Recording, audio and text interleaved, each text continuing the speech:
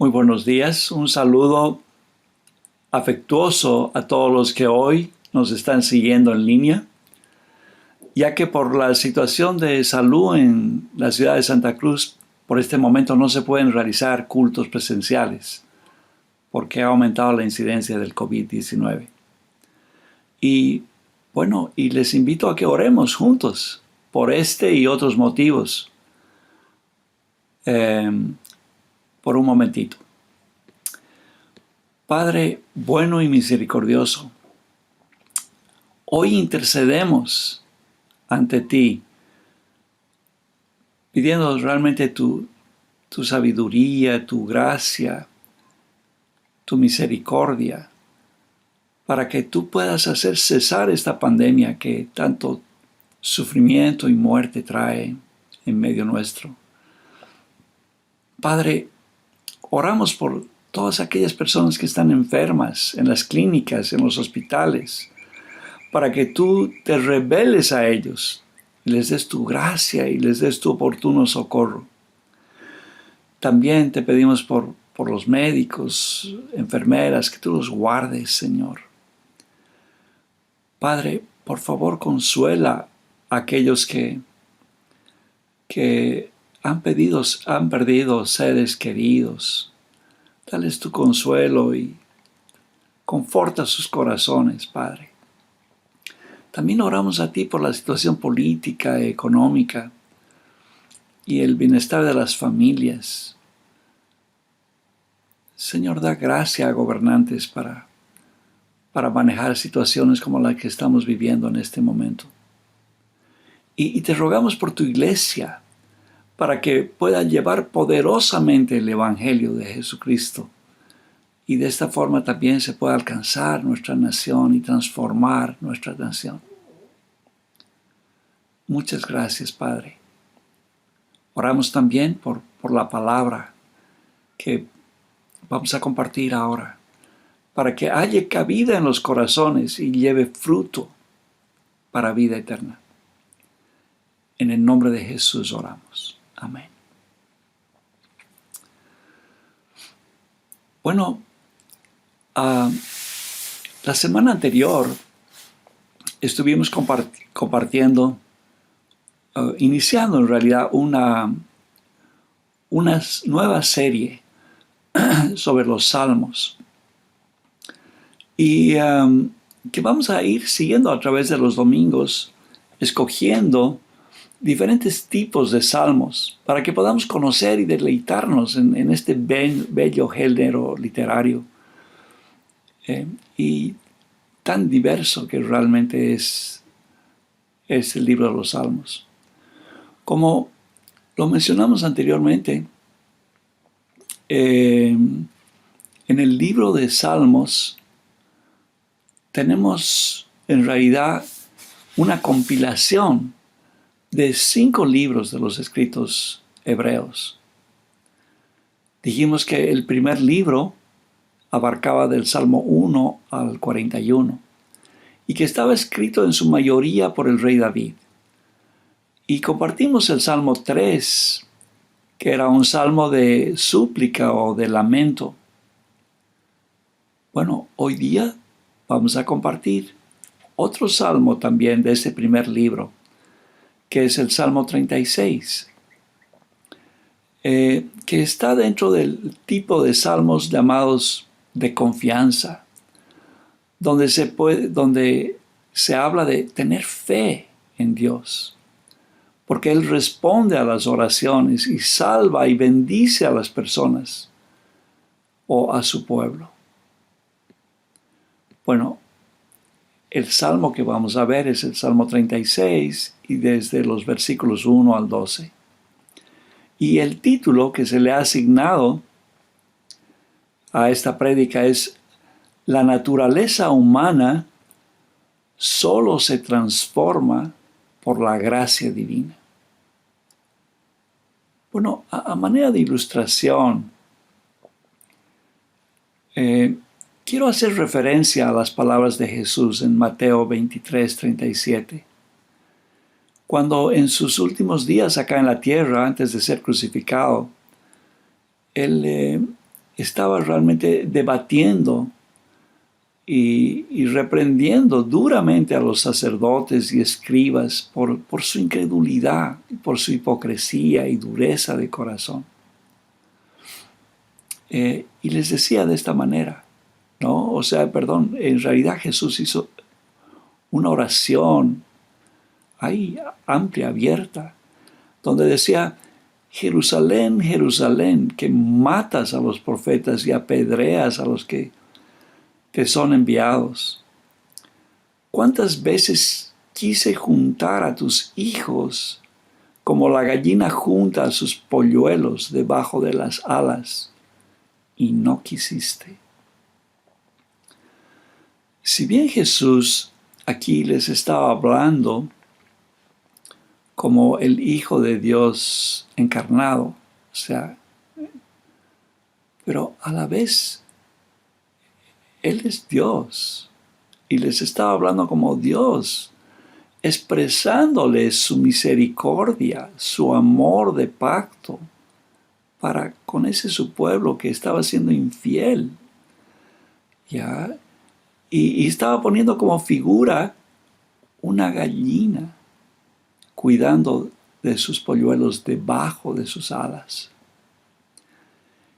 Esa misma figura la vamos a ver reflejada acá en el Salmo 36, que fue escrita por David 1000 años antes. Bueno, recuerden esta frase a manera de proposición. El hombre solo puede ser transformado y sustentado por la misericordia, fidelidad y justicia de Dios. El bosquejo que vamos a seguir es el punto 1, del verso 1 al 4, la maldad humana. De los versos 5 al 9, la misericordia y la fidelidad y justicia de Dios. Y finalmente el punto 3, de los versos 10 al 12, una oración pidiendo su misericordia, justicia y protección de soberbia e impiedad. Bueno, pasemos pues a desarrollar ese primer punto, la maldad humana, versos 1 al 4. Salmo 36, versos 1 al 4. Al músico principal, Salmo de David, siervo de Jehová. La iniquidad del impío me dice al corazón: no hay temor de Dios delante de sus ojos. Se lisonjea, por tanto, en sus propios ojos, de que su iniquidad no será hallada y aborrecida. Las palabras de su boca son iniquidad y fraude. Ha dejado de ser cuerdo y de hacer el bien. Medita sobre su cama. Está en camino no bueno. El mal no aborrece. En este verso 1, David está percibiendo la condición de este hombre. Nos lo está describiendo. Y de esta manera, en principio, no tiene temor de Dios. Cuando hablamos de temor es en un sentido no en un sentido de miedo, sino de consideración, de considerarlo en sus caminos. ¿Ya? Lo opuesto nos dice David en el Salmo 16:8, cuando él le dice: a Jehová he puesto siempre delante de mí. O sea, David consideraba a Dios delante de sus caminos. Pero este hombre descrito acá no consideraba a Dios en sus caminos. El apóstol Pablo, para explicarnos en qué consiste el Evangelio, o sea, esas buenas nuevas de Jesucristo, primero comienza explicándonos sobre la naturaleza caída del hombre, en Romanos 3, de los versos 9 al 20. Y luego, cómo ese hombre es redimido de su pecado, versos 21 al 31. Pero en esa primera parte de su descripción, Pablo, citando al Antiguo Testamento, comienza a decirnos no hay justo ni aun uno. Y va describiendo la condición y la conducta de ese hombre caído. Y como una conclusión, casi como un epílogo de esta descripción, nos cita precisamente la segunda parte de este verso 1 en el capítulo 3 del Salmo 36, donde dice, no hay temor de Dios delante de sus ojos. Bueno, definitivamente esta persona ha alejado sus ojos de Dios. No le considera para nada en su vida. Ok, verso 2. En el verso 2, David va un poquito más profundo en esa descripción del hombre. Lo leo de nuevo. Se lisonjea, por tanto, en sus propios ojos, de que su iniquidad no será hallada y aborrecida. Este hombre peca y su conciencia poco a poco se va cauterizando, ya que no siente remordimiento de conciencia por su pecado, sino más bien se lisonjea. Está orgulloso de su pecado, de que su pecado no ha sido descubierto, y no se aleja de su pecado ni aborrece su pecado. Realmente está orgulloso. Bueno, hasta aquí vemos en esta descripción lo que está sucediendo con este hombre a solas en su vida, entre él y Dios. Ya, pero acá en los versos 3 y 4, eso se exterioriza. Y este hombre comienza a interactuar con su medio, con otras personas. Y vemos en el verso 3, dice, las palabras de su boca son iniquidad y fraude. Ha dejado de ser cuerdo y de hacer el bien. En el verso 3 vemos que se profundiza la dureza de su corazón y ya abiertamente exterioriza su pecado al hablar con otras personas. Probablemente con un lenguaje áspero, lleno de malas palabras, de mentiras, de fraude, de engaño. Y la Escritura ya lo define como alguien que ha dejado de ser cuerdo y ha dejado de hacer el bien. Bueno, para Dios el pecado es sinónimo de locura. En el verso 4, leo de nuevo esa partecita. Medita maldad sobre su cama. Está en camino no bueno. El mal no aborrece. El verso 4 ya nos describe un hombre que está planeando hacer el mal. Generalmente cuando llega la noche, meditamos en los que hemos hecho durante el día y nuestra conciencia nos reprende si hemos hecho algo malo y nos toca buscar a Dios, pedir perdón y en su caso enmendar el daño si hemos afectado a nuestro prójimo, ¿verdad? Aquí se da lo contrario. Este hombre está con la conciencia cauterizada. No le importó lo que hizo el día anterior y está planeando en su mente su siguiente maldad, su siguiente movida. Y luego la Escritura nos dice que está en camino no bueno. Camino implica disponer su voluntad para hacer lo malo. Es una acción. Y luego dice, el mal no aborrece. Esto involucra sus sentimientos, sus afectos personales, su manera de pensar. Bueno, entonces vemos que todo su ser, o sea, su mente, su voluntad, sus sentimientos, están persiguiendo el mal. Algo que también, otro salmo que nos describe esta misma parte es el Salmo 1:1. Dice, bienaventurado el varón que no anduvo en consejo de malos, ni estuvo en camino de pecadores, ni en silla de escarnecedores se ha sentado. Consejo habla de mente, de pensamientos. Camino habla de actuar. Silla, ya de sentarse junto con otros, ¿no? Y realmente burlarse. Bueno, este hombre está absolutamente perdido. Solo la gracia de Dios lo puede rescatar. Por eso es que David cambia drásticamente en los siguientes versos y nos describe esa gracia salvadora a través de los atributos de Dios. Pero si somos honestos,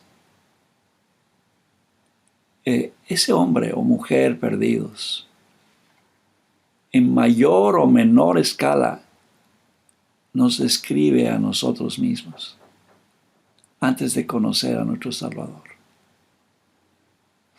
Hemos incursionado en esa espiral en descenso, en ese remolino caudaloso de pecado que nos ha hecho tocar fondo y del cual no hubiéramos podido salir sin la gracia de Dios, como lo vamos a ver en los siguientes versos. Punto 2. La misericordia, fidelidad y justicia de Dios. Versos 5 al 9. Lo leo. Jehová, hasta los cielos llega tu misericordia y tu fidelidad alcanza hasta las nubes. Tu justicia es como los montes de Dios, tus juicios abismo grande, oh Jehová, al hombre y al animal conservas. Cuán preciosa, oh Dios, es tu misericordia. Por eso los hijos de los hombres se amparan bajo la sombra de tus alas. Serán completamente saciados de la grosura de tu casa, y tú los abrevarás del torrente de tus delicias. Porque contigo está el manantial de la vida, y en tu luz veremos la luz. En contraste con la condición caída del hombre que se había descrito antes, no, vamos a ver esa gracia divina. Y el rey David, para mostrarnos eso, nos describe atributos de Dios, comparándolos con la creación de Dios, haciendo analogías para que podamos comprender. Verso 5 decía, su misericordia es tan grande que llega hasta los cielos. ¿Alguna vez has mirado las estrellas en un telescopio y has pensado en la inmensidad del universo? Así de inmensa es, y más, su misericordia. Ese amor de pacto que tiene con nosotros es así de inmenso e infinito. Luego dice, tu fidelidad llega hasta las nubes, ¿verdad? Hasta el firmamento. Una vez más, al volar en un avión y contemplar por la ventanilla las nubes, ¿ves cómo se pierden en el horizonte? Así es su fidelidad. Así de fiel es Él con nosotros. Luego dice, tu justicia es como los montes. Si has escalado, si has tenido la oportunidad de escalar una montaña en Nevada, tú sabes cuánto cuesta alcanzar la cima y cuán enorme e impresionante es esa montaña, o sea, toda esa mole de roca. Las montañas son inmensas, son firmes, no se mueven. Así es la justicia de Dios, como ese monte que no se mueve. No como la justicia humana, que sube y baja y cambia. Luego dice, tus juicios como un abismo grande. ¿Viste algún documental del océano y lo que hay en sus profundidades? ¿No? Cuando te suben ahí, te muestran un submarino y te comienzan a mostrar todo lo que hay ahí adentro, ¿no? bueno, es insondable. Y así son sus juicios y sus preceptos y sus mandamientos. Apenas si los podemos comprender. Bueno, estas comparaciones nos hacen atisbar un poquito la grandeza de Dios y sus perfecciones morales. Y nos llenan de fe para realmente adorarle. Y como dice la última parte del verso 6, oh Jehová, al hombre y al animal conservas. Aquí se está enfatizando que Dios no solo tiene misericordia del hombre, sino también de los animales del campo, como se puede ver en varias partes de la Escritura, ¿no? Génesis 7 y 8 nos narra del diluvio y cómo se preservaron la vida de los animales en el arca. En el libro de Jonás, bueno, cómo se preservó toda esa nación enorme de Nínive y esos animales, ¿no? Jonás 4, ¿no? Cuando Dios perdona la vida de esos hombres en Nínive. Bueno, y considera esos animales también. También podemos ver Job 39. Cuando Dios está dialogando con Job ahí y le está contando cómo él sustenta, ¿no? Esas cabras en el monte, ¿no? Todos esos animales salvajes. Bueno, también, y podemos deleitarnos en el Salmo 104, se ve esa faceta de Dios preservando y cuidando realmente de los animales. Cuando Jesús estuvo acá compartiendo en el Salmo, en ese sermón del monte, él le pregunta a la gente y le dice, ¿cuánto valen ustedes? Más que esos pajarillos, ¿no? Bueno, esa es la forma en que Dios nos sustenta y nos cuida, ¿no? Él nos compara, nos pone esa comparación, cómo Dios cuida de los pajarillos, cómo cuida de los lirios del campo, ¿no? Bueno, quiero que seas consciente de que tú vales mucho más, ¿no? Dice que nuestros cabellos aún están contados. O sea, Dios sabe todo de nosotros. Amén.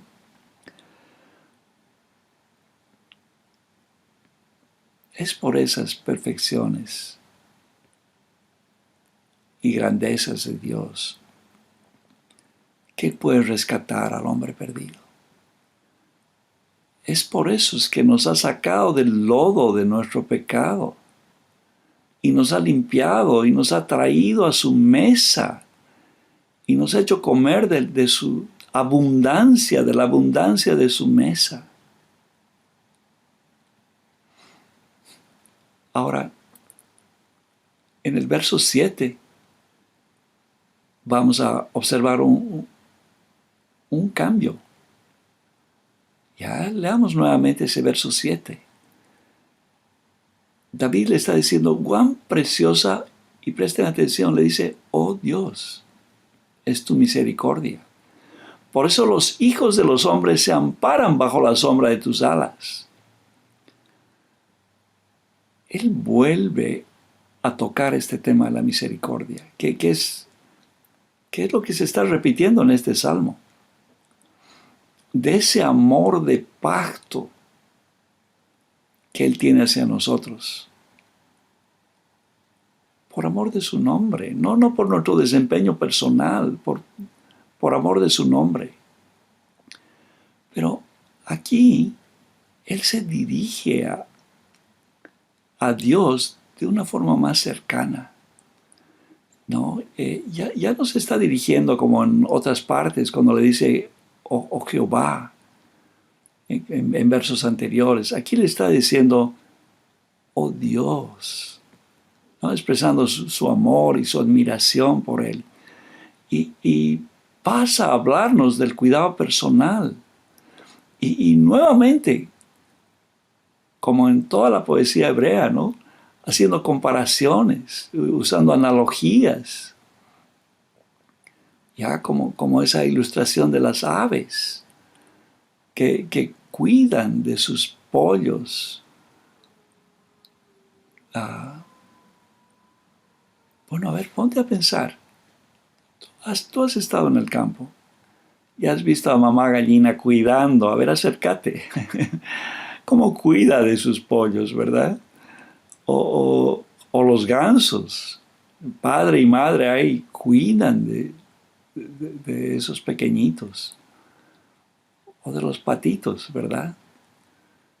Bueno, esa figura nos está poniendo acá como esa madre, como ese padre cuidan de sus hijos.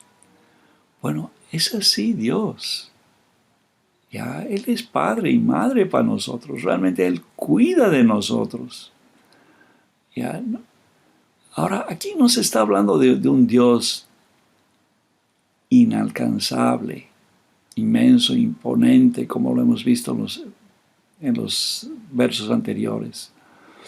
Pero se está hablando de alguien a quien podemos correr, alguien en quien podemos cobijarnos bajo sus alas, donde podemos hallar protección y cobijo en medio de la tormenta.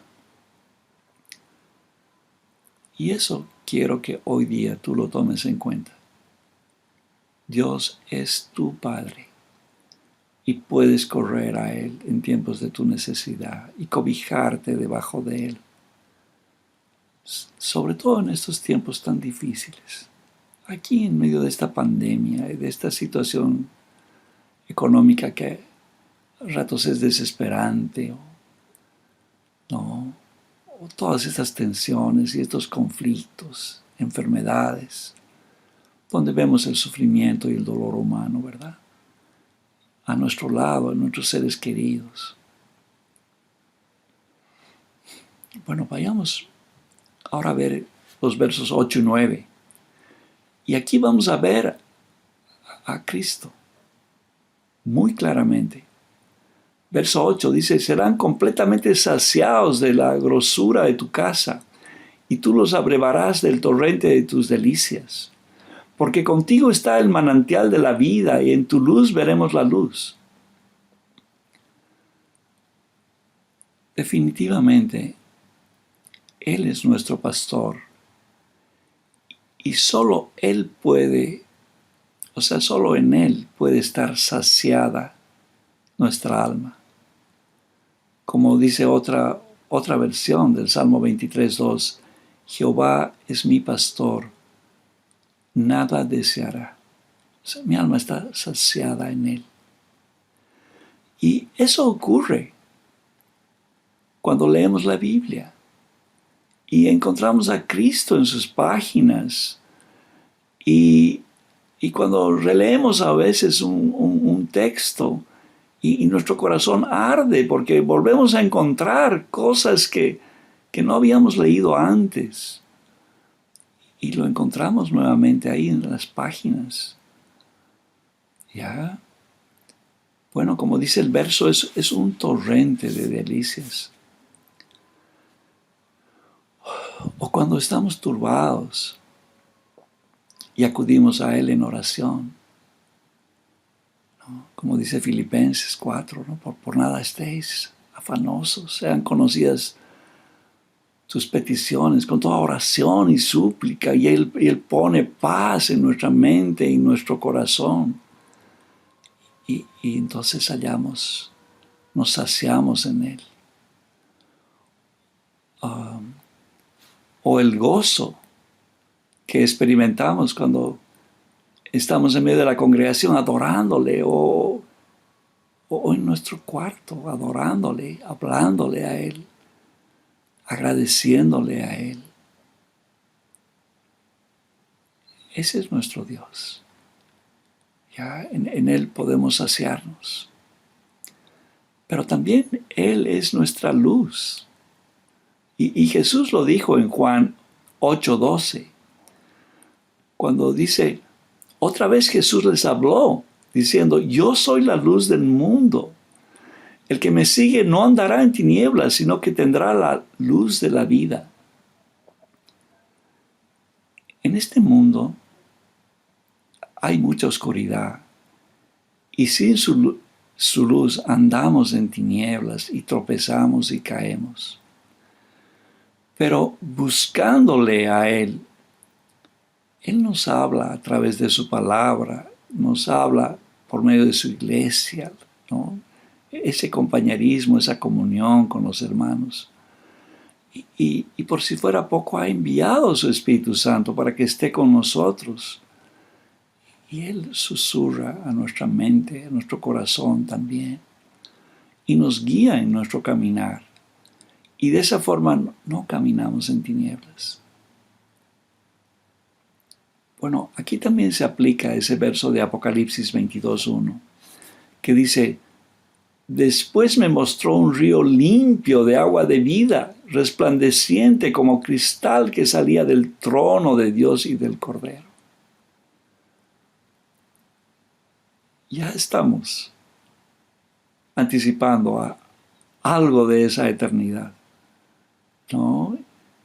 Bueno, en Jesús hay esos ríos de vida.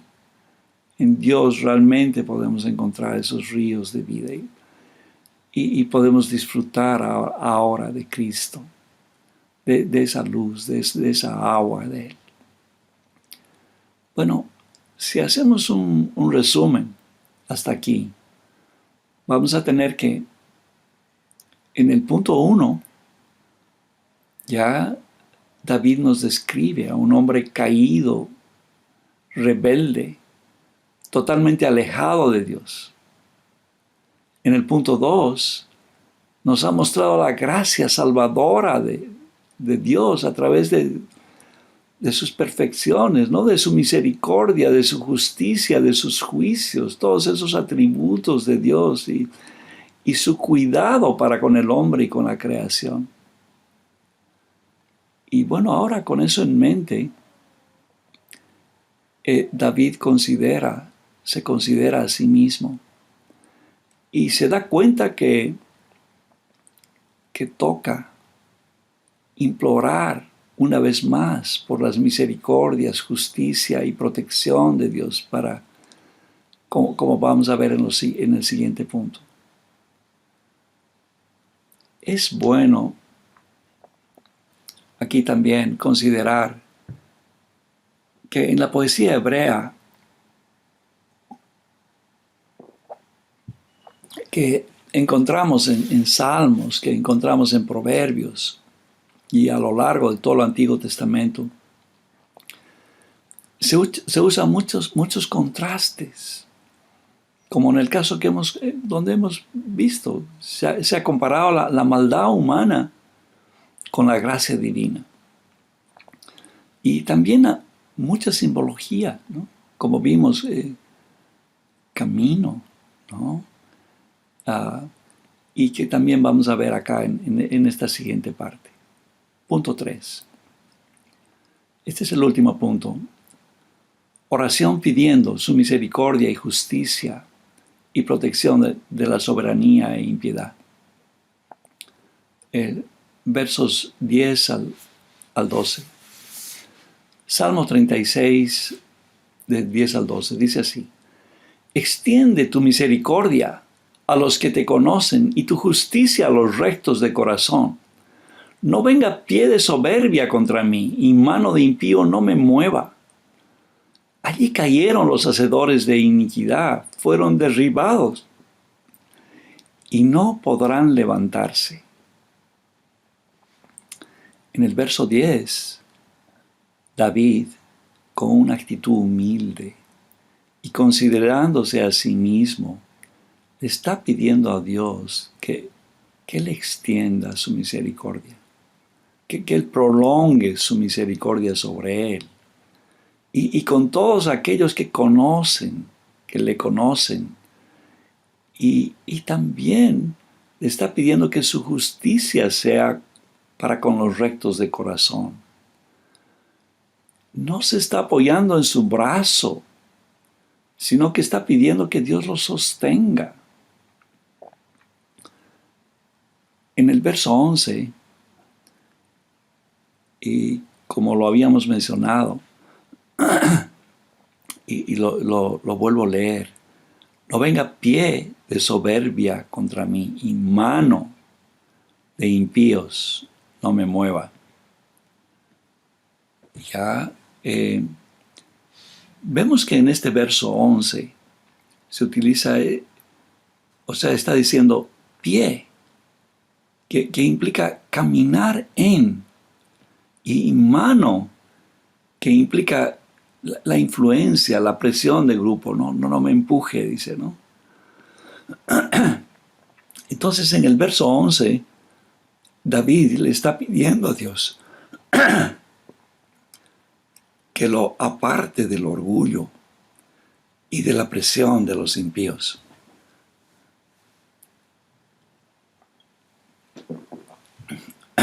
Aquí vemos un enemigo interno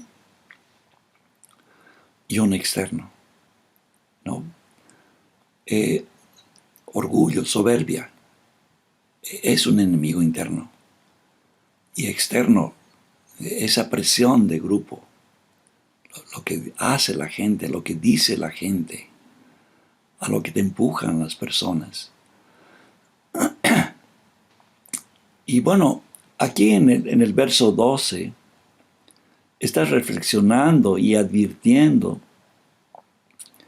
que ser orgulloso y obrador de maldad derriba al hombre al punto que no puede levantarse. En el interlineal de hebreo-español dice, en el verso 13 dice, ahí están caídos los obradores de maldad, están derribados y no pueden levantarse. Aprendamos de este hombre a cuidar nuestro corazón de caer en soberbia, de caer en orgullo, para no tropezar y caer, porque después no hay forma de levantarse. No. Y oremos, y no dejemos que el mundo nos meta en su forma de pensar y actuar y nos empuje hacia ello, ¿no? Con la moda, a través del internet, a través de las redes sociales, de las películas, de la forma de pensar. Con todo eso nos empuja, ¿no? Nos empuja el mundo en ello. Bueno, a manera de conclusión, como hemos podido ver acá, este bello poema hebreo nos ayuda a reflexionar sobre la naturaleza humana caída del hombre. Nuestra condición anterior, ¿no? Nuestra fragilidad humana. Y también en la gracia salvadora de Dios, en esa inmensidad de lo que es Dios. Y nos lleva a considerarnos a nosotros mismos y a orar a Dios para que Él nos sustente. Amén. Oremos así al Señor, juntos ahora. Amén. Oh Señor, oh nuestro Dios, nuestro Padre, recuérdanos tu palabra. Señor, seamos sensibles a tu palabra. Nuestro corazón sea tierno para realmente escucharte. Y estemos dispuestos a escuchar tu reprensión, a buscar tus caminos. Dios, guárdanos de orgullo y de soberbia. Padre, por favor, ayúdanos a guardar tu palabra en nuestros corazones y ayúdanos a terminar la carrera, a llegar hasta el final. Señor, te oramos por los que tal vez están comenzando esta carrera, para que los ayudes y los sostengas. Y por aquellos que están considerando estos caminos, que los animes y los alientes, y que puedan ver que solo en ti hay salvación. Gracias, Padre. Muchas gracias por esta oportunidad y por este día. Oramos todo esto en el nombre de Jesús. Amén. El Señor los bendiga, queridos hermanos. Que tengan un hermoso día y que el Señor siga bendiciendo sus corazones. Y disfruten de su familia y de la comunión con los amigos. En el nombre de Jesús hemos orado y que el Señor los bendiga. Amén.